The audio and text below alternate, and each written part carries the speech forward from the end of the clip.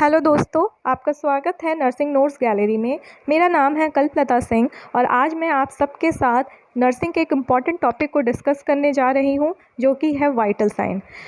Nursing में 4 vital science होते हैं, जो कि पहला है टेम्परेचर, पल्स, रेस्पिरेटरी रेट जिसको शॉर्ट में आरआर भी बोला जाता है, और लास्ट है ब्लड प्रेशर जिसको शॉर्ट में बीपी बोलते हैं।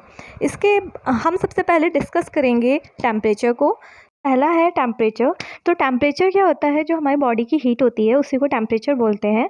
तो जो हमारा नॉर्मल बॉडी टेम्परेचर है वो है 98.6 डिग्री फ़ारेनहाइट, या फिर अगर सेल्सियस में देखें तो 37 डिग्री सेल्सियस। 4 तरीके होते हैं टेम्परेचर को मेज़र करने का। पहला तरीका है एक्सिलरी मेथड, जिसका मतलब है कि under the armpit. Thermometer को हम कहाँ प्लेस करेंगे, हमारे आर्म पिट के अंदर नीचे प्लेस करेंगे। उससे नेक्स्ट मेथड है ओरल मेथड। ओरल मेथड का मतलब होता है इन द माउथ। इसमें थर्मोमीटर को टंग के नीचे प्लेस किया जाता है।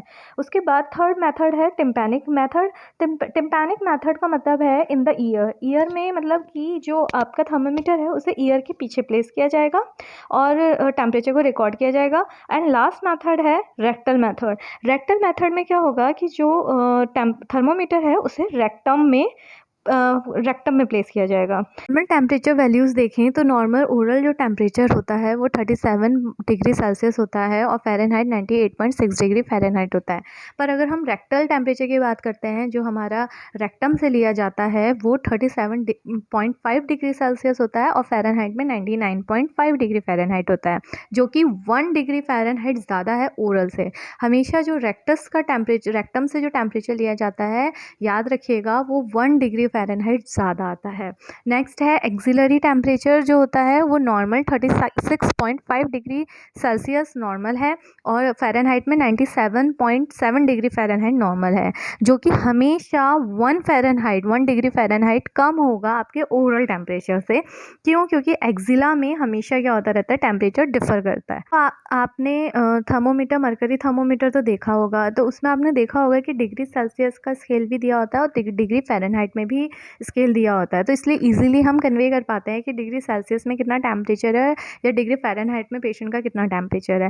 पर अगर हमें कन्वर्ट करना पड़े तो हमें फार्मूला पता होना चाहिए। तो फार्मूला है डिग्री फ़ारेनहाइट का is equals two degree Celsius into 9/5 plus 32 कर देंगे, और डिग्री फ़ारेनहाइट का सेल्सियस का फार्मूला है is equals two degree Fahrenheit minus 32 into 5/9। तो ये इस फार्मूले से आप इजीली इनको कन्वर्ट कर सकते हैं। नेक्स्ट टॉपिक है वेज ऑफ लूजिंग हीट। तो ये इसमें हम ये देखेंगे कि जो भी ऑब्जेक्ट में, किसी भी बॉडी में अगर हीट होती है या ऑब्जेक्ट में हीट है, तो वो कैसे वो उस हीट को लॉस करती है।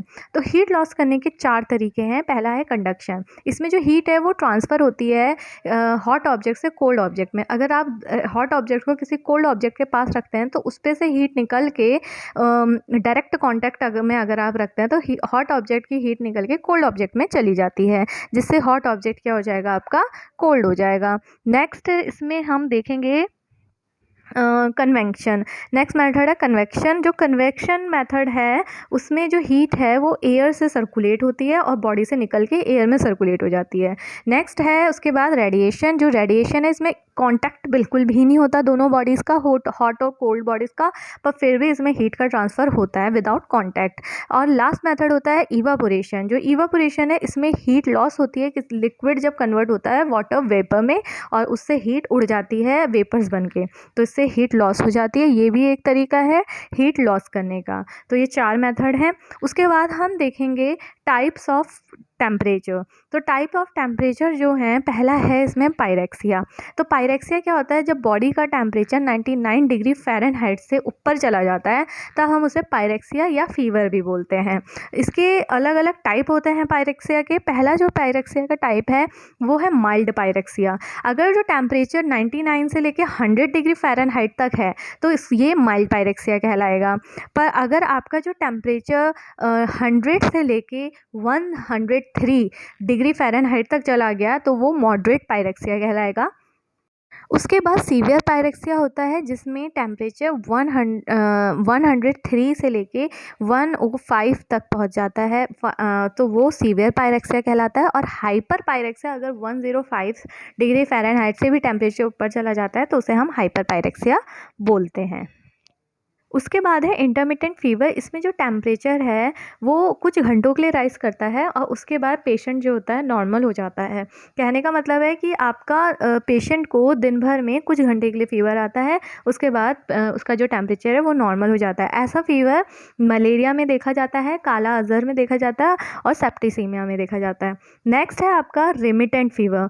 रेमिटेंट टेम्परेचर जो होता है, इसमें जो टेम्परेचर है वो नॉर्मल दिन भर रहेगा, पर शाम और सुबह का जो टेम्परेचर होता है उसमें 2 डिग्री सेल्सियस का अंतर शो होता है। या तो मॉर्निंग में ज़्यादा होगा या इवनिंग में ज़्यादा हो सकता है, और 2 डिग्री सेल्सियस का डिफरेंस शो होगा।